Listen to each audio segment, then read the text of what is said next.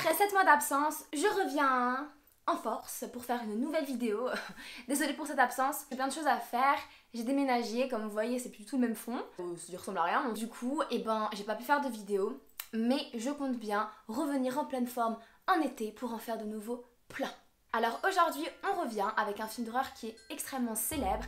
Il s'agit de Blair Witch. Bien évidemment, derrière ce film, il y a aussi une histoire vraie qui est plus une légende qu'une histoire. Alors tout d'abord, il faut savoir qu'il y a eu plusieurs films de Blair Witch. Il y en a eu 3 il me semble, mais moi j'aimerais qu'on se focalise sur le premier parce que c'est le premier pour moi qui est le plus intéressant, parce qu'il faut savoir que c'est un film qui a vraiment révolutionné le film d'horreur à l'époque, parce qu'en fait maintenant c'est quelque chose qu'on voit assez souvent, mais c'est le premier film en fait qui a eu cette façon de filmer où les personnages tiennent une caméra et en fait on vit l'histoire à travers cette caméra et vraiment en voyant ce qu'ils voient.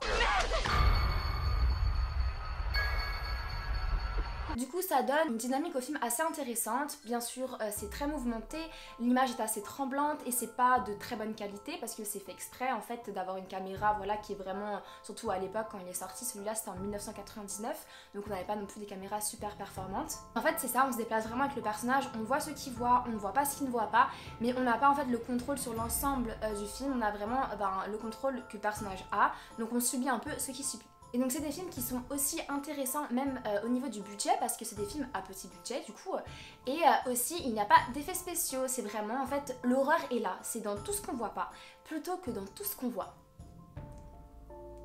Du coup, le film Blair Witch est sorti en 1999 et il a été réalisé sous une forme de documentaire.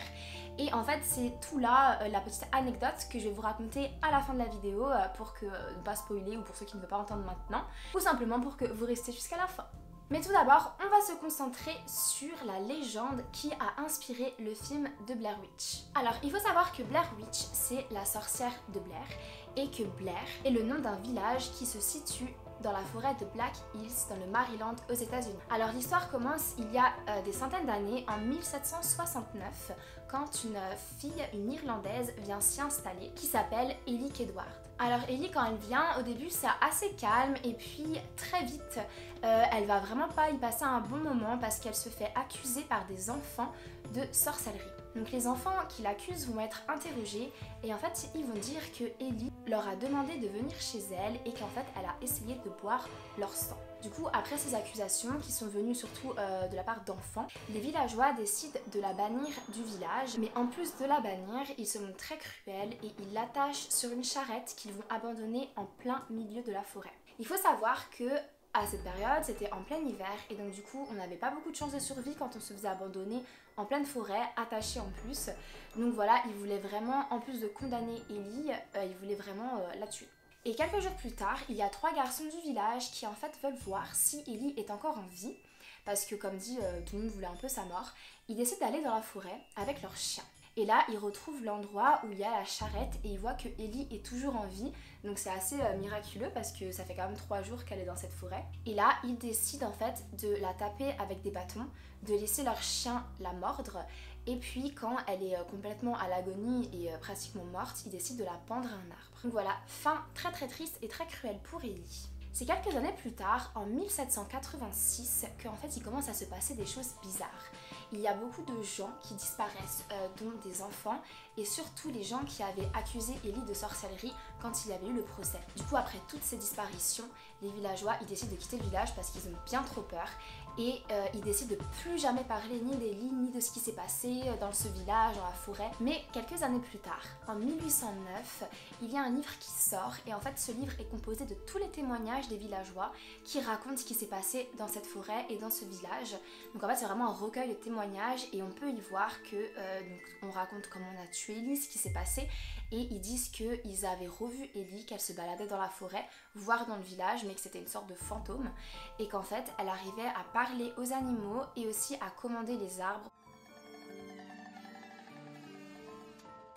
Donc la ville est abandonnée, mais en 1820, elle est rachetée et elle va changer de nom, on va l'appeler Burkittsville. En août 1825, donc on a une famille qui s'y est installée, c'est la première famille qui a réhabilité ce village, donc de Burkittsville. La famille s'appelle les Trickle et ils ont une petite fille qui s'appelle Eileen.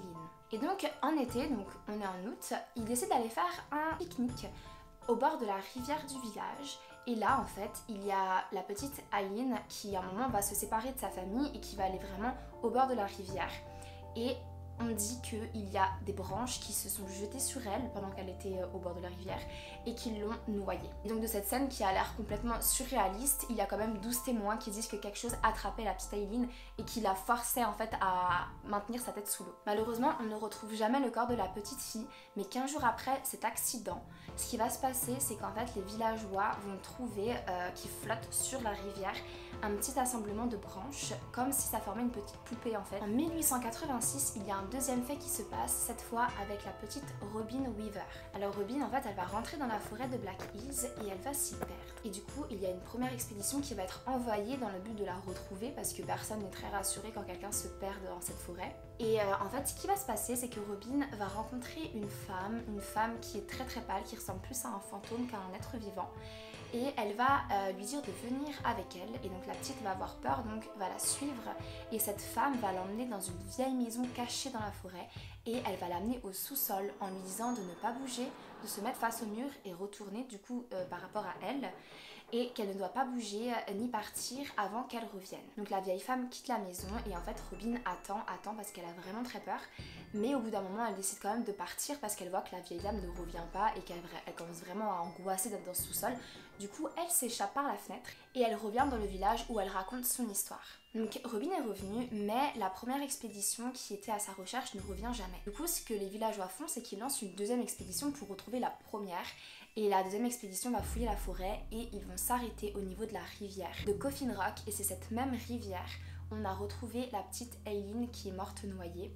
Et là, en fait, ils vont retrouver toute la première expédition qui sont complètement nus. Tous leurs corps sont attachés ensemble en forme de pentagramme. Leurs intestins pendent de leur corps. Et il y a des symboles gravés sur leur poitrine, sur leurs mains et sur leur front. Du coup, en voyant ça, la deuxième expédition retourne au village pour chercher du renfort pour les détacher et voir s'il y a encore des vivants. Et quand ils retournent à la rivière avec le renfort, il n'y a plus personne. Il y a juste l'odeur du sang, des traces de sang aussi et vraiment une odeur de mort, mais il n'y a plus aucun corps. Quelques années plus tard, en novembre 1940, il y a 8 enfants qui disparaissent de nouveau du village. Et il y a un habitant qui n'est pas dans le village, mais qui habite dans la forêt, qui s'appelle Rustin Parr. Et en fait, il revient très rarement dans le village, simplement pour pouvoir faire des provisions pour se nourrir. Et un jour, il vient au village et il avoue le meurtre de ses enfants. Il dit par contre qu'il n'en a tué que 7 sur les 8 et qu'il a fait ça parce qu'il a été obligé de suivre les ordres d'une vieille femme qui venait dans la forêt. Elle lui a dit que s'il tuait ses enfants et qu'il allait se rendre à la police par la suite, elle le laisserait en paix. Et donc en fait, c'est exactement ce qu'il a fait. Et du coup, la police va aller fouiller la maison de Rustin Parr et là, ils vont trouver 7 tombes dans le sous-sol et des traces de torture, des traces de mains sur le mur pleines de sang et ils vont trouver des corps. Donc il y en a qui sont en état de décomposition très avancé, d'autres un petit peu moins, mais ils vont trouver des symboles sur leur corps, sur leur front, sur leur poitrine, sur leurs mains, exactement les mêmes symboles qu'ils avaient retrouvés sur la première expédition dans la rivière. Et en plus de ça, ils vont retrouver le 8e enfant qui se tient contre le mur, complètement traumatisé, donc de nouveau face au mur, et qui est vraiment limite au bord de la folie. Et ce 8e enfant s'appelle Kyle Brody, et à un moment donné, il va même être accusé de complicité avec Rustin, parce qu'en fait, ils disent que Kyle connaissait tous les enfants qui se sont fait tuer, et que c'est trop bizarre qu'en fait, lui, il ne l'ait pas touché, et donc du coup, il va pas être condamné pour complicité finalement, mais le doute sera toujours là. Rustin Parr, lui, il va être condamné à mort, et il va mourir par pendaison, et sa maison va être brûlée. Et Kyle, en fait, il va donc pas être condamné, mais par contre, il va vite devenir un criminel et il va être envoyé dans un institut en fait de redressement, mais il va devenir complètement fou et en fait, il va se suicider à l'aide d'une petite cuillère en se taillant dans les veines quelques années plus tard. Donc c'est un triste destin pour les deux, mais il faut savoir qu'avant qu'ils meurent, Rustin et Kyle répétaient tout le temps « jamais donné, jamais donné, jamais donné ». On a entendu Kyle le répéter plusieurs fois à l'institut et c'est les derniers mots que Rustin a prononcés avant de se faire pendre. Et il faut aussi savoir que Rustin écrivait dans une langue très ancienne qui est utilisée dans la sorcellerie et qu'on a retrouvé plein d'écrits dans cette langue qui n'est absolument plus parlée. Voilà, c'est la fin de la légende de la sorcière de Blair, donc j'espère que vous avez aimé l'histoire. Donc la petite anecdote que je voulais vous dire par rapport au film. Le réalisateur du premier film a vraiment voulu faire planer le doute sur le fait que le film est un documentaire et qu'en fait les acteurs qui jouent ne joue pas vraiment, il réalisait un véritable documentaire et qu'en fait le film se coupe à la fin, donc spoiler si vous ne voulez pas savoir, ne regardez pas la fin de la vidéo, mais où en fait ils disparaissent et donc on ne sait pas ce qui se passe réellement et le réalisateur a laissé planer le doute sur le fait que les acteurs avaient réellement disparu et qu'en fait il s'agissait même pas d'un film mais vraiment d'un documentaire sur la forêt de Blair et qu'ils étaient recherchés et en fait il y a plusieurs personnes qui se sont vraiment mis en tête d'aller les rechercher, donc ils sont allés dans cette forêt parce que le réalisateur avait demandé aux acteurs de ne plus donner de nouvelles, d'apparitions publiques avant que le plan derrière ne soit dévoilé et donc du coup les gens se sont vraiment inquiétés et quand les acteurs ont réapparu et qu'ils ont dit que voilà ils étaient simplement acteurs et que c'était pas vraiment un documentaire, qu'ils n'avaient jamais disparu, ça a été très mal pris.